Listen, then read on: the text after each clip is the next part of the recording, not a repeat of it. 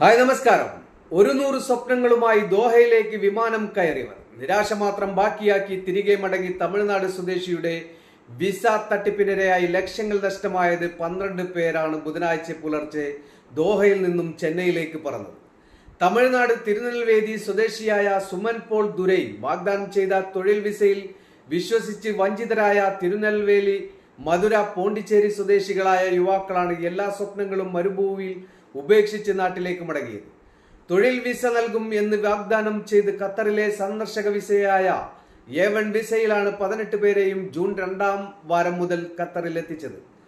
ഘട്ടം ഘട്ടമായാണ് വിവിധ തൊഴിലുകൾ വാഗ്ദാനം ചെയ്ത് ഇവരെ ദോഹയിൽ എത്തിച്ചത്. 3.5 ലക്ഷം രൂപ വരെ വിസയ്ക്ക് നൽകി ഖത്തറിലെത്തി ഹോട്ടലിൽ കഴിയുന്നതിനിടെ തങ്ങൾ തട്ടിപ്പിനിരയായെന്ന് മനസ്സിലാക്കുകയും ഖത്തറിലെ തമിഴ്നാട്ടുകാരുടെ കൂട്ടായ്മയായ തമിഴർ സംഘം വഴി ഇന്ത്യൻ എംബസിയിൽ പരാതി നൽകുകയും ചെയ്ത് ഭക്ഷണത്തിന് പോലും കാശില്ലാതെ കുരുങ്ങിയവർക്ക് തമിഴ്നാട്ടിലുള്ള വിമാന ടിക്കറ്റ് നൽകി തമിഴ്നാട് സർക്കാരിനു കീഴിലെ പ്രവാസി ക്ഷേമ വിഭാഗമായ NRD രക്ഷകരായി ഇവർ നൽകിയ വിമാന ടിക്കറ്റിലാണ് 12 പേർ ബുധനാഴ്ച രാവിലെ ഇൻഡിഗോ വിമാനത്തിൽ നാട്ടിലേക്ക് മടങ്ങിയത്.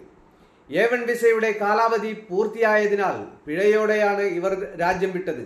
ഓരോ അധിക ദിവസവും 200 റിയാൽ എന്ന നിലയിൽ ചിലർക്ക് 2400 റിയാൽ വരെ പിഴയുണ്ട്. എന്നാൽ പിഴ അടക്കാൻ കാശില്ലാത്തതിനാൽ 6 മാസം വരെ ഖത്തറിലേക്ക് പ്രവേശന വിലക്കോടെയാണ് ഇവരുടെ മടക്കം. 12 പേർക്കുമായി വൻതുകയാണ് പിഴ ഒടുക്കേണ്ടതെന്ന് വിഷയത്തിൽ സജീവമായി ഇടപെട്ട ഖത്തർ തമിഴർ സംഘം പ്രസിഡന്റ് മണി ഭാരതി പറഞ്ഞു.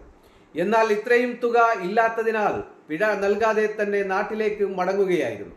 തട്ടിപ്പിനിരയായവരിൽ വിസ കാലാവധി കഴിയാത്ത 6 പേർ നേരത്തെ തന്നെ നാട്ടിലേക്ക് മടങ്ങിയിരുന്നു. 20 ദിവസമായി ഖത്തർ തമിഴർ സംഘം നേതൃത്വത്തിലാണ് ഇവർക്ക് ഭക്ഷണം നൽകിയതും തമിഴ്നാട്ടിലേക്കുള്ള മടക്കയാത്രയ്ക്ക് സാഹചര്യം ഒരുക്കിയതും. വിസ വാഗ്ദാനം ചെയ്ത സുമൻ പോൾ ദുരൈക്കും ഇയാളുടെ സഹായിയായി പ്രവർത്തിച്ച സയ്യിദ് ആസാദ് ഷമീറിനുമെതിരെ ഖത്തറിലെ ഇന്ത്യൻ എംബസി വഴി തമിഴ്നാട് DGPക്ക് പരാതിയുമായാണ് തട്ടിപ്പിനിരയായവർ നാട്ടിലേക്ക് മടങ്ങിയത്.